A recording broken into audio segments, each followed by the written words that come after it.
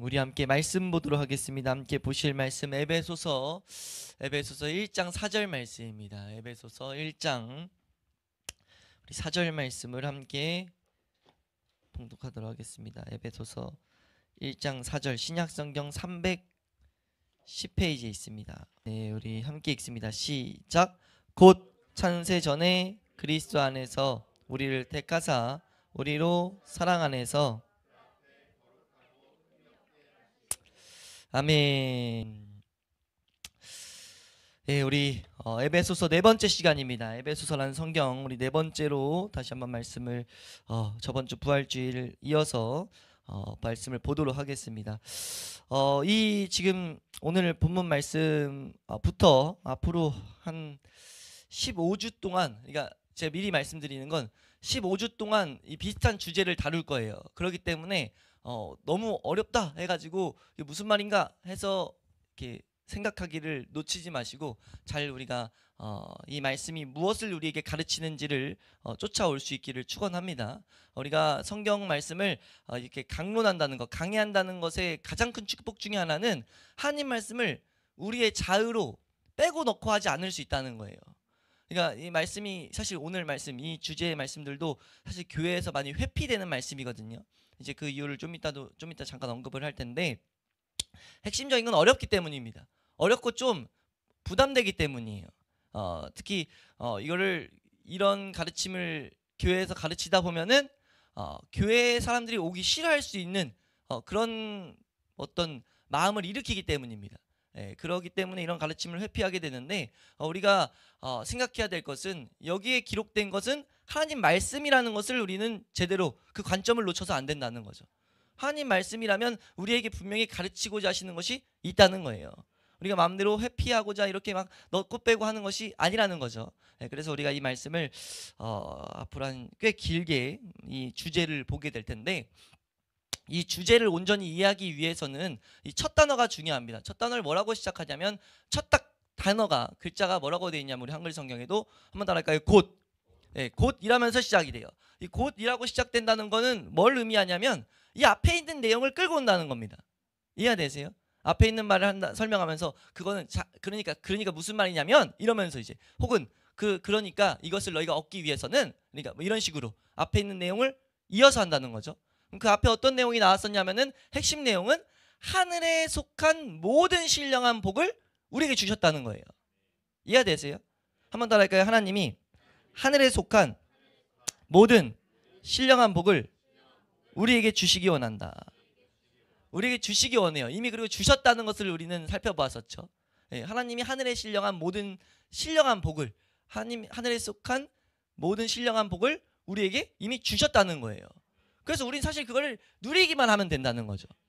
근데 그것을 누리지 못하게 하는 이유가 있으니 뭐냐면 우리가 이것을 예수 그리스도 안에 있는 것을 제대로 생각하지 않기 때문에. 왜냐하면 3절 말씀에 예수 그리스도 안에 있으면 분명히 이 복은 주시는 거기 때문에.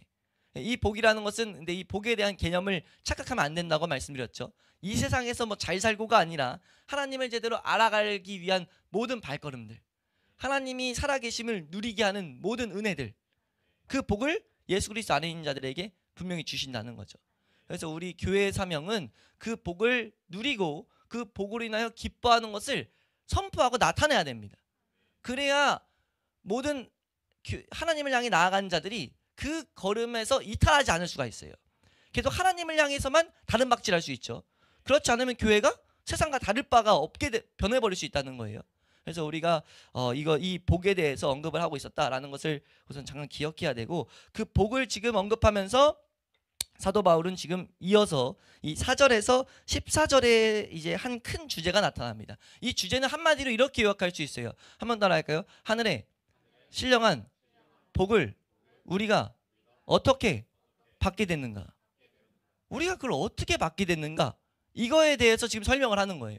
왜냐면요, 하늘의 신령한 복을 우리가 조금이라도 주의 깊게 바라보고 그 복의 그 은혜, 그 축복이 얼마나 큰지를 우리가 조금씩 누리게 되면은 한 가지 따라오는 의문이 생깁니다.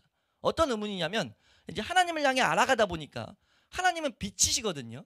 하나님이 얼마나 선하신지를 우리가 알아갈수록 정말 이제 그 하나님을 찬양하게 된다고 성경은 증거하고, 믿음의 선배들은 한결같이 그 찬양을 해왔습니다. 근데 그것이 우리의 삶에도 이루어질 때 어떤 일이 발생되냐면 내 안에 죄가 계속 부각되는 거예요. 내 안에 죄가 부각되면서 아니 내가 어떻게 이런 은혜를 받게 됐지? 이 은혜를 내가 어떻게 받을 수 있는 건가? 이 복이 어떻게 계속해서 나에게 주어지는가? 이런 의문들이 따라오고 실제 또 마귀란 존재는 계속해서 그 부분을 가지고 공격합니다. 너 죄인인데 너 계속 죄를 짓는데 어떻게 하나님의 복을 계속 받겠다고 그러고 있어? 하나님의 복을 네가 어떻게 받을 수 있어? 그거 뭔가 이제 문제 있는 거 아니야? 혹은 그 죄를 어떻게 처리해야 되는 거 아니야? 뭐 이런 잘못된 생각들을 계속 하나님의 은혜를 누리지 못하게 하는 그런 공격들이 우리 안에서 계속 일어나요.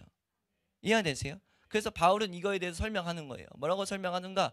너희가 어떻게 이 복을 받게 되는가를 분명하게 알아라 라는 것을 가르친다는 거죠. 우리가 이 부분을 이제 다루기 전에 한 가지 생각해야 될 게 우리가 어떻게 이런 하나님에 대한 복들, 하나님의 자녀가 되고 하나님을 향해 나아가게 되고 이런 일들이 일어나는가를 말했을 때 대부분 교회에서는 가장 첫 번째 뭘 뽑게 될까요? 보통 대부분 거의 다 우리도 많은 지체들이 어떤 것을 제일 먼저 뽑게 되냐면 혹시 딱 떠오르는 거 있으세요? 지금 여기까지 이해되시죠? 어렵나요? 잘 쫓아보시길 바래요. 이 복이 어떻게 주어지는가라는 질문들을 딱 생각하게 되면은 예수 그리스도라는 대답을 보통 하게 돼요. 예수 그리스도 때문에 우리는 하나님 자녀 되는 거고 예수 그리스도 때문에 모든 복을 받게 되는 거고 그건 맞거든요. 무슨 말인지 이해되시나요? 근데 우리가 분명히 알아야 될 것이 하나 더 있다는 거예요. 사도 바울이나 성경, 신약 성경에는요 언제나 그 앞에 한 가지 두는 게 있다는 거죠. 그것은 무엇이냐면 하나님의 작정이 있으셨다. 하나님이라는 그 하나님이 모든 것을 계획하는 그 계획, 선하신 계획 안에서 일어나고 있는 것이다 라는 것을 가르친다는 거예요. 그래서 오늘 이 어떻게 우리가 이 신령한 하늘의 신령한 모든 복들을 받게 되는가 라고 했을 때 그 복의 실체를 뭐라고 말하냐면은 하나님의 선택에서 시작됐다라는 것을 가르치고 있어요. 그것을 우리가 알 것을 지금 사도 바울은 가르친다는 거죠. 그래서 이 구조가 어떻게 되어 있냐면 이제 1장 4절부터 14절에 정말 복되게 이제 이 하나님의 선택하셔서 우리에게 이제 예수 그리스도를 통해서 우리가 그 하늘의 복을 누리게 되는데 이제 4절에서 6절까지는요 하나님이 하신 일, 성부 하나님이라고 하죠. 보통 성부 하나님이 성부 하나님, 성자 하나님, 성령 하나님이라는 그 삼위의 위격을 가지신다고 하는데 4절부터 6절에는 성부 하나님이 우리에게 하신 일들, 우리가 복을 받게 되는 근거를 설명합니다. 그리고 7절에서 12절까지는 이제 성자 예수님, 성자 하나님, 예수님이 하신 일 때문에 우리가 이 복을 받게 된다는 걸 설명해요. 그리고 13절에서 14절 이 두 절은 성령 하나님의 사역 때문에 이 복이 우리에게 온다는 것을 설명해요. 그러니까 이 삼위 하나님께서 해놓으신 일들이 우리가 복을 받게 된 근거다라고 사도 바울은 가르친다고요. 이해되시나요? 근데 우리가 이제 그 가르침들을 하나씩 그래서 길게 이 한 주제 우리가 어떻게 해서 이 복을 받게 되었는가 이 큰 주제를 계속해서 보게 될 텐데 그 주제의 베이스는 뭐냐면 우리가 오늘 이제 그 어떻게 보면 서론격인데 한번 더 할까요? 하나님이 선택하셨다. 그리스도 안에서 우리를 택하신 하나님의 택함이 있었다는 거죠. 우리가 이거에 대해서 반드시 그리스도인들은 생각해야 된다는 것을 잊지 않을 수 있기를 축원합니다. 우리가 이 하나님의 선택을 아는 것은 우리의 신앙생활에 너무 중요하다라는 것을 앞으로도 계속 보게 될 텐데 우선 오늘은 우리가 생각해야 될 것은 이 선택 교리가 워낙 이제 공격받고 어려운 문제가 있어서 이것을 어떻게 우리가 받아들일 것인가 그에 대해서 우리가 좀 오늘 이 시간은 다루도록 하겠습니다. 왜냐하면 우리가 하나님의 선택이란 것을 알아야 되는 이유는 무엇이냐면요. 아까 좀 전에 설명드렸지만 우리는 복을 받을 자격이 없는데 라는 생각을 계속 할 수밖에 없어요. 왜냐하면 죄를 짓기 때문에. 그 죄의 문제는 어떤 것이라고 성경에서 선언하냐면요. 하나님을 찾지 않게 만든다는 겁니다. 그러니까 하나님을 못 보게 된 사람이 하나님을 볼 수 없다고 성경에 선언해요. 그럼 어쩌라는 거예요? 여기서부터 이제 우리의 본체를 딱 계속 정확하게 설명하는 데부터 성경을 시작하는데 그럼 어떡하라는 겁니까? 근데 그런 사람들에게 하나님의 선택하심의 은혜가 왔다는 거죠. 그러니까 우리가 이렇게 예배 드릴 수 있는 것은요 사실 하나님의 선택의 그 맥락 가운데 있는 거예요. 그러니까 청함을 받은 거예요. 지금 청함을 받아서 하나님의 그 놀라운 은혜 가운데 들으라고 하나님 부르고 계신다는 거죠. 우리가 그 부르심에 반응하는 그 은혜를 누릴 수 있길 축원합니다. 근데 우리가 어떻게 이런 그 하나님을 향해 나갈 수 있게 되었는가? 죄가 있음에도 불구하고 하나님의 선택 때문이다라는 것을 우리가 잊지 않아야 될 줄로 믿습니다. 그것을 우리에게 가르치고 있다는 거죠. 예, 우리 이 죄라는 것은 우리가 계속 여러 예배를 통해서 봤지만 하나님을 피하고자 해요.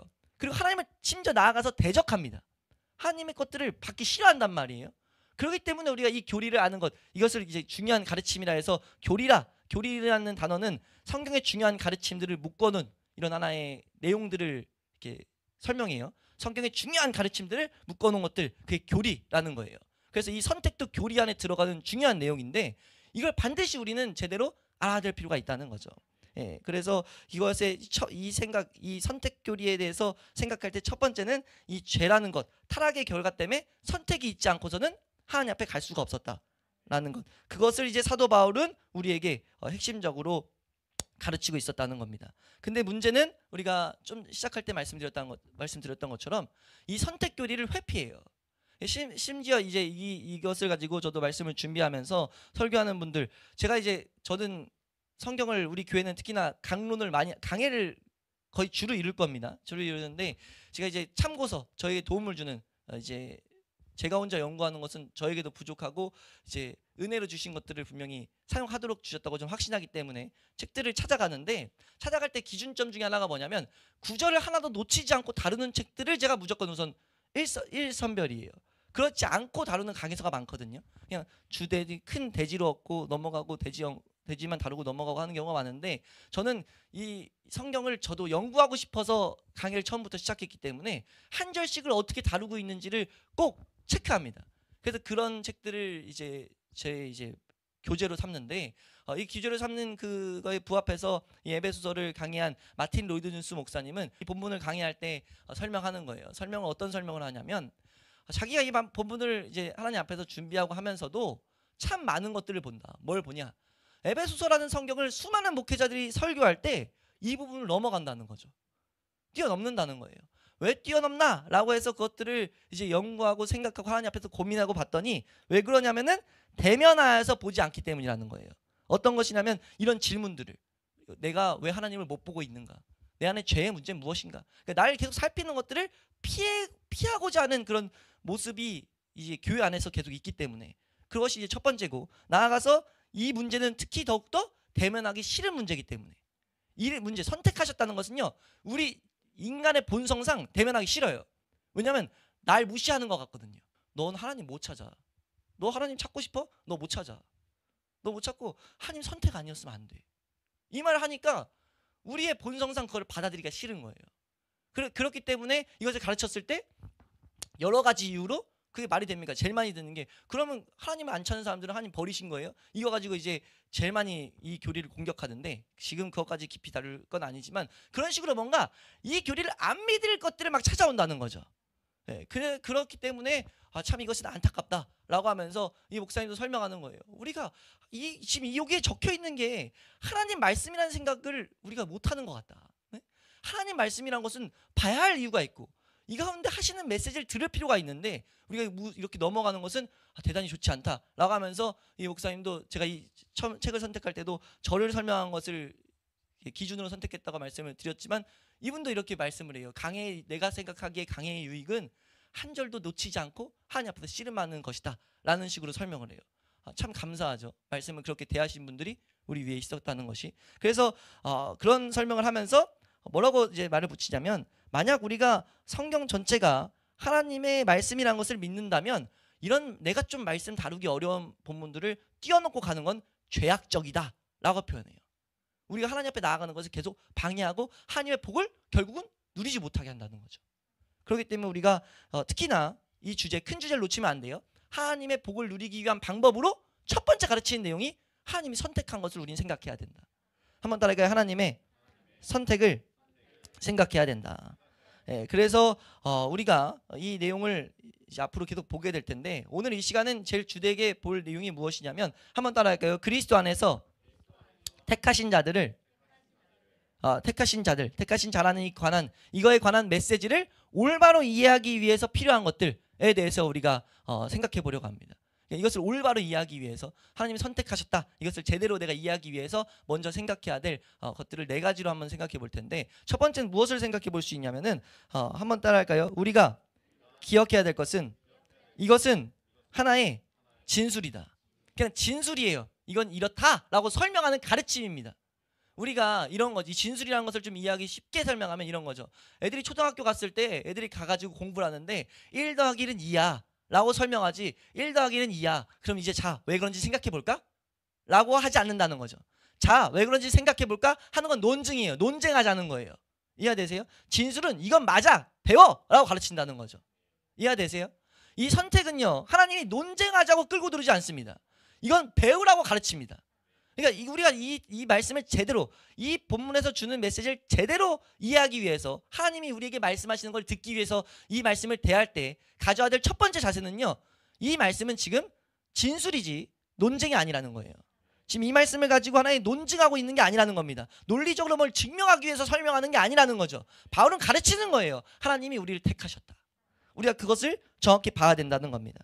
예, 그래서 이것을 진술은 하나의 진술로 끝난다는 것, 이 점이 가장 의미 있는 점이라는 것을 우리는 기억해야 된다는 것을 생각하면서 나아가서 두 번째로 이 본문을 제대로 이해하기 위해서 생각해야 될 것은, 한번 따라할까요?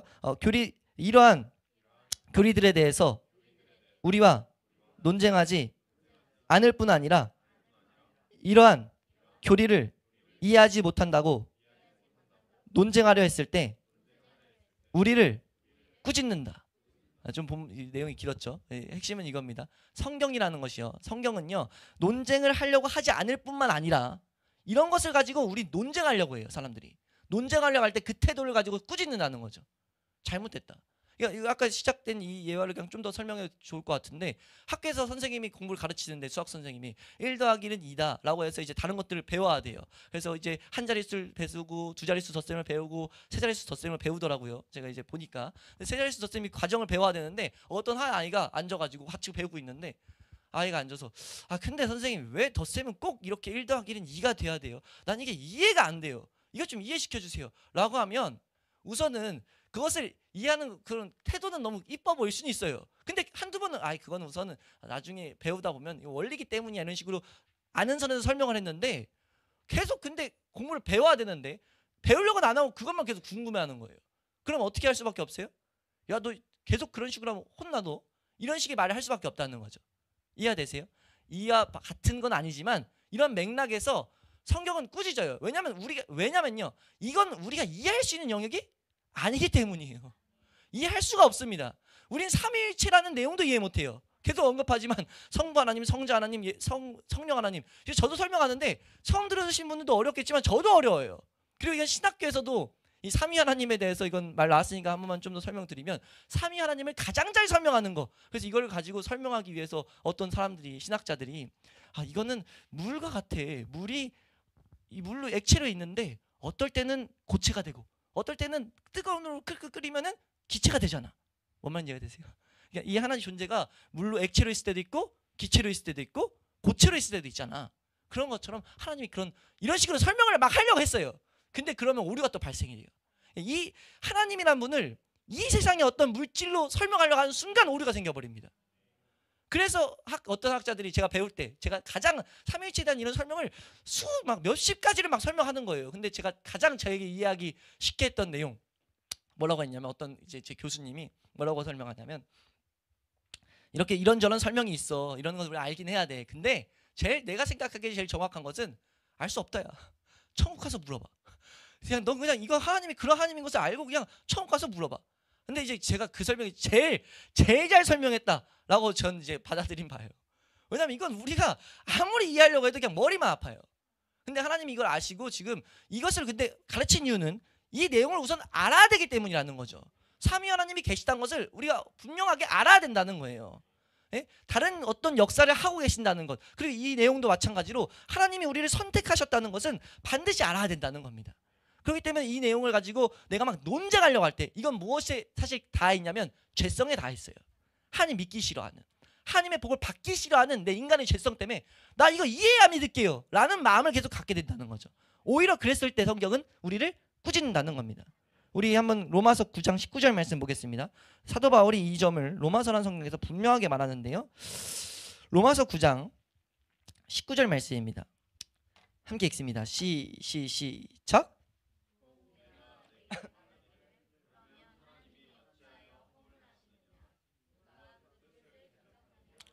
네, 지금 하나님께서 허물하시냐? 하나님은 허물이 있는 분이냐? 사도 바울이 어떤 사람들이 이런 논쟁을 하려는 것이 딱 있었어요. 로마서를 기록할 때. 그랬더니 뭐라고 하냐면 너 하나님 허물이 있다는 거네.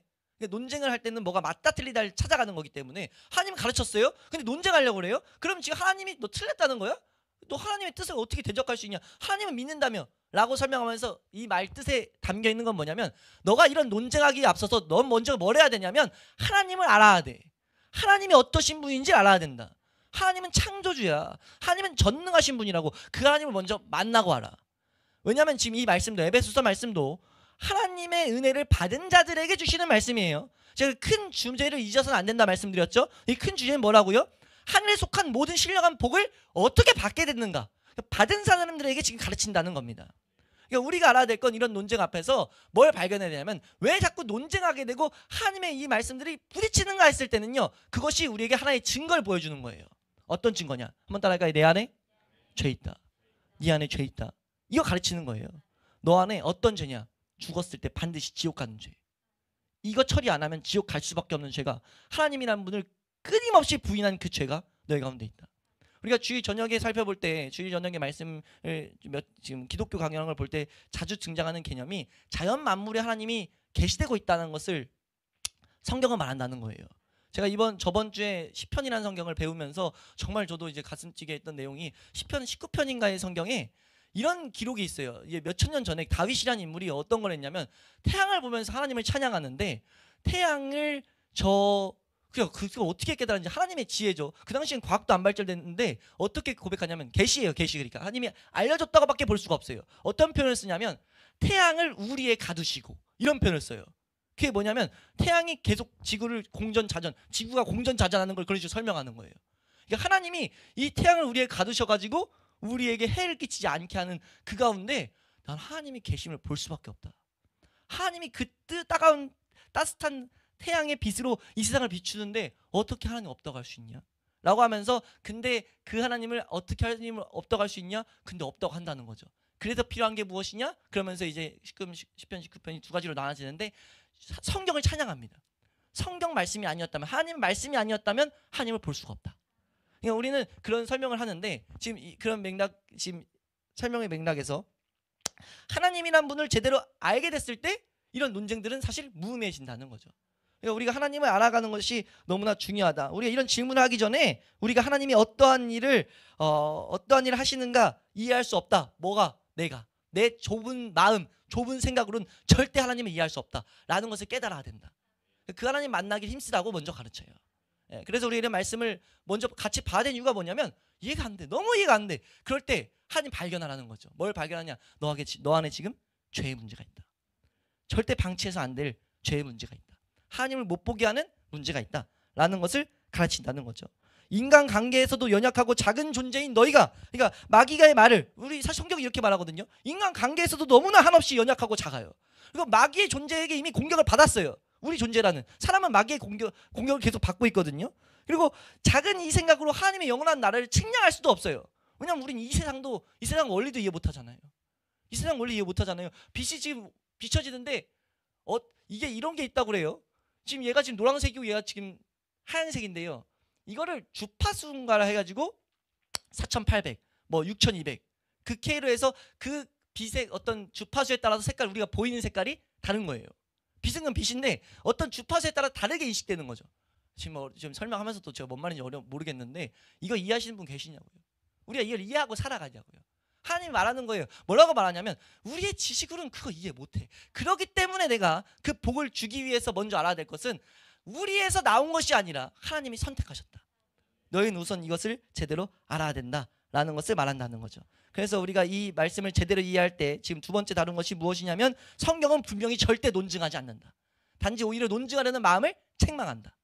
우리가 그것을 제대로 알아야 될 줄로 믿습니다. 세 번째로 이 말씀을 제대로 우리가 이 메시지를 이해하기 위해서 이 말씀을 대하는 태도를 세 번째는 무엇이냐면 두 가지에서 지금 살짝 언급했지만 성경이 이러한 문제에 대해서 우리의 질문에 대해서 대답하지 않고 있다는 것에 대해서 우리는 주목해야 된다는 거예요. 성경은 대답하지 않는다를 주목해야 된다는 거죠. 대답하지 않으면 방금 이 앞에 두 개 살펴본 의미를 다시 한번 하나의 내용으로 정리한 건데 생각을 하면서 아, 이건 우리에게 더욱더 유익하다. 우리에게 유익하기 때문에 하나님이 이런 방법을 선택하셨다.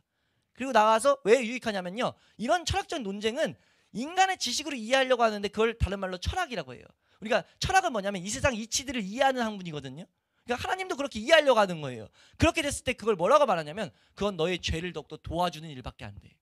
철학은 결국 인간 거기 때문에 인간 안엔 선한 것이 나올 수 없는데 그걸 가지고 하나님 이해하려고 한다? 그걸 도와주는 건 죄성을 만들어주는 거기 때문에 그래서 안 도와주는 거예요. 죄를 도와줄 수는 없잖아요. 이해되세요? 그렇기 때문에 하나님께서 말하지 않고 있다는 거죠. 그래서 사도 바울과 같은 태도로 우리는 이 말씀을 대해야 돼요. 우리 디모데전서 3장 16절 말씀입니다. 사도 바울은 이런 말씀을 통해서 이런 말씀들을 대할 때 어떻게 대하냐면 디모데전서 3장 16절 말씀입니다. 함께 읽습니다. 시작.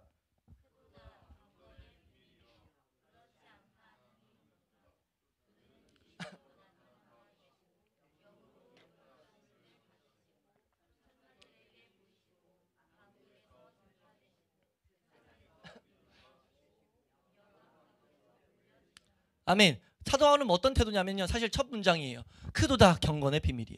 한번 따라해요. 크도다 경건의 비밀이요. 이걸 사실 우리가 어떻게 대하라고 성경은 말하는 거냐면, 우리가 어떻게 대하는 게 올바른 거냐면요, 논쟁하는 태도가 아니라 그냥 찬송하는 겁니다. 와, 이건 어떻게 이런 것들이 있을 수 있었지? 이런 설명이 어떻게 인간의 이런 설명이 나올 수가 없는데, 사실 이 부분을 가지고도 그래요. 예수 그리스도에 대해서도 이 세상 사람들이, 예수님 안 믿는 사람들이 이런 식으로 말해요. 야, 어떻게 지금 처음 성경을 안 예수님 안 믿고 하나님 안 믿으니까 성경을 지어낸 이야기로 믿는데 이렇게 말한다고요. 어떻게 말하냐면, 야, 저거 만든 사람 진짜 대단하긴 대단해. 어떻게 저렇게 이야기를 꾸밀 수가 있지? 신이 자기의 백성을 위해서 죽었다는 이야기. 와, 사람 진짜 홀리기 딱 좋은 내용이다. 이런 식으로 말해요. 왜냐하면 이해할 수 없다는 거죠. 어떻게 저런 내용들을 생각했지? 어떻게 저런 내용을 생각했냐면 사람이 생각한 게 아니기 때문에 나온 거라는 거죠. 사람의 생각으로 생각할 수 없는 영역이었다는 거예요. 그래서 사실 우리가 하나님을 아는 자들은 뭐라고 할 수밖에 없냐면, 와, 이런 말씀을 대할 때 우리는 이런 태도를 견지해야 돼요. 와, 진짜 크도다. 진짜 크다. 이 경건의 비밀이. 우리가 그렇게 했을 때 이 말씀들이 주는 메시지를 더욱더 올바로 붙잡을 수 있다는 것을 우리가 이해할 수 있기를, 붙들 수 있기를 축원합니다. 그리고 마지막으로 이 원리 제대로 이해하기 위해서 마지막인 것은 무엇이냐면요, 한번 따라해요. 성경이 우리에게 이러한 진술들을 많이 하고 있다. 이러한 진술들을 한두 번 한 게 아니라 계속하고 있어요. 특히 이런 중요한 주제는요, 하나님 택하셨다? 계속 말합니다.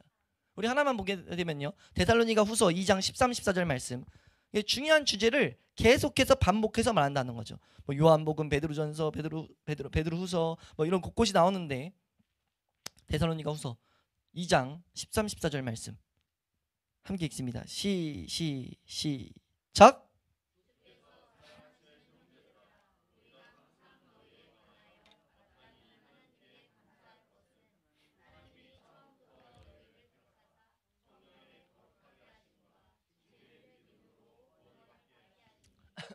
이는 위하여 우리를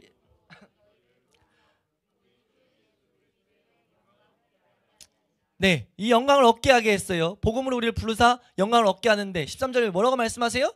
하나님께 감사할 게 있는데 하나님이 처음부터 너희를 택하셨다. 이 택함에 대한 것을 계속 말한다는 거죠.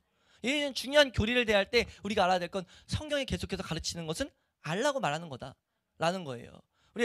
우리가 이 말씀들에서 주시는 메시지를 올바로 제대로 붙들기 위한, 받을 수 있는, 그러니까 얻을 수 있는 중요한 태도들이라는 것을 우리가 기억할 수 있길 축원합니다. 그럼 이제 우리가 이 말씀을 마무리해가면서 우리가 한번 잠깐 다뤘던 내용이지만, 우리 안에 뭐가 있다는 것을 잊으면 안 되냐면, 이런 진리들을 거부하는 본성이 있다는 것을 잊으면 안 돼요.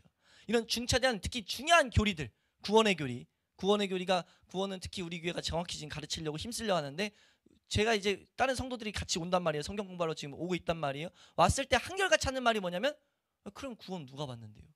왜 그렇게 어렵게 말하는데요? 이렇게 반말씩 먼저 일어나요.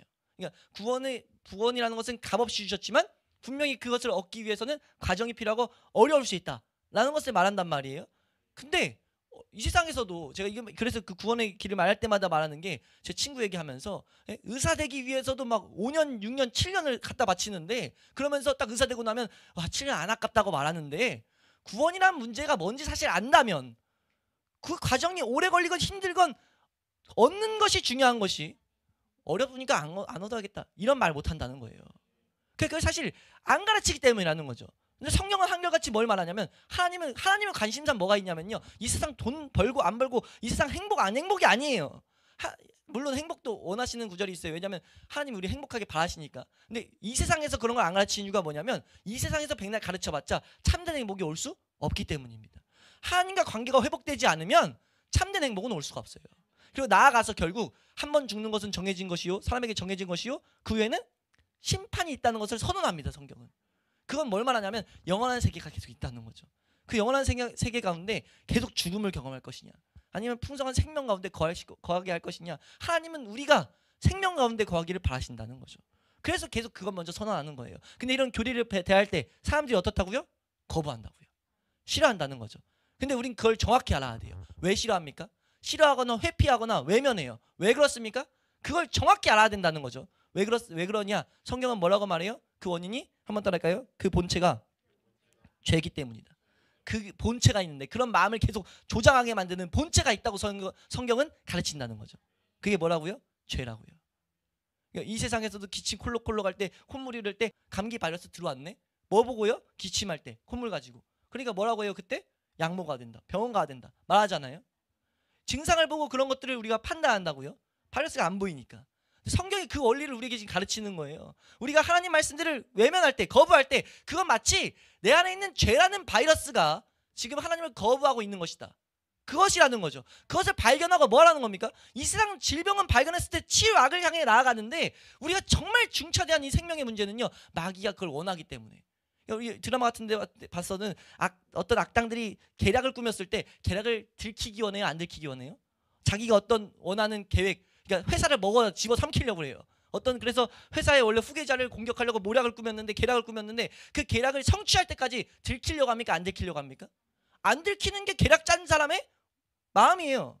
마귀란 존재가 이 죄라는 것을 주고 죄는 그냥 생긴 게 아니라 마귀가 줬다고 성경은 가르칩니다. 마귀로 인하여 들어왔다고 가르친다고요. 그리고 그 마귀가 그 원하는 바를 이룰 때까지 안 들키려고 해요.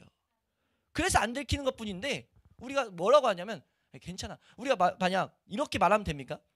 암 걸린 사람이 있어요. 근데 초기예요. 근데 내가 의사기 때문에 딱 봤는데 딱 증상 몇 개 봤는데 어떤 암이에요. 이거는 3, 4기로 가면 반드시 사망률이 95% 이상 막 올라가요. 예를 들어서. 근데 만약 초기에 하면 거의 치료율이 95%예요. 1기 때 발견하면 무조건 나아요. 근데 증상이 초기에 의사 아니면 발견하기 힘들어요. 의사가 봤는데 그 증상이에요. 거의 100%야.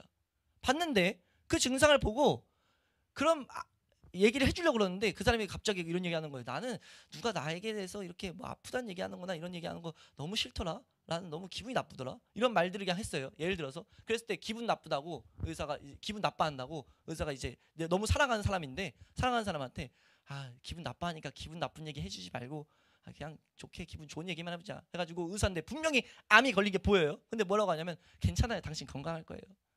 기분 듣기 좋아한다고. 그러면 이 의사가 잘 하는 거예요? 못 하는 거예요? 말도 안 되는 거죠. 말도 안 되는 거. 교회가 이 세상을 향해서 죄에 대한 문제를 말할 수밖에 없는 것은요. 하나님을 알고 나면 이 비극이 계속 보이기 때문이에요. 죽어가는데 죽음은 분명 정해져 있는데 세상에 죽음을 향해 가는 건 정해져 있는 내용인데 이걸 내가 신앙생활을 하다 보니까 걷다 보니까 이건 계속 분명해진단 말이에요. 분명해지는데 이 말을 하려고 하면 싫어해요. 교회 와서 복 받는 걸 좋아하지 교회 와서 죄의 문제를 나누는 걸 싫어한단 말이에요. 그러니까 교회에서 말 안 한다고요. 이거 교회가 잘하는 겁니까? 못하는 겁니까? 교회가 벌 받을 짓 하는 거예요. 이 교회가 딱 와서 한 주에 와가지고 죄의 문제를 안 다룬다. 죄에 대해서 우리가 생각을 안 하게 한다. 이거 같이 다 죽자는 거예요. 그냥. 왜냐하면 발견을 치유 안 하면 죽는다니까요. 치사율이 99%예요. 이건 99%가 아니라 100%라고요. 처리 안 하면. 그렇기 때문에 교회는 죄의 문제를 다룰 수밖에 없어요. 이런 말씀 앞에서도 복된 사실 에베소서 1장은 복된 말씀이에요. 하늘 복을 어떻게 받는가. 근데 이 말씀 안에서도 사실 진리가 같이 계속 내포되고 있는 거예요. 선포되고 있는 거죠. 어떻게 선포됩니까? 이거 받기 싫어하는 그 본체가 죄야. 그걸 우리는 알아야 된다는 겁니다. 이걸 가지고 마틴 로이드 존스 목사님은 이렇게 말해요. 사실 이걸 진술하는 것을 죄에 대한 진술이 이 특별한 진술만큼 죄의 실상과 그 결과들을 분명히 보여주는 건 없다. 이 실상, 이 진리를 말했을 때 받아들이기 싫어하는 거, 이게 죄의 실성을 가장 잘 보여주는 내용 중에 하나다. 죄라는 것을 하나님이 싫어하는 거기 때문에. 우리 로마서 8장 7절 말씀 보겠습니다. 로마서 8장 7절 함께 읽습니다. 시작.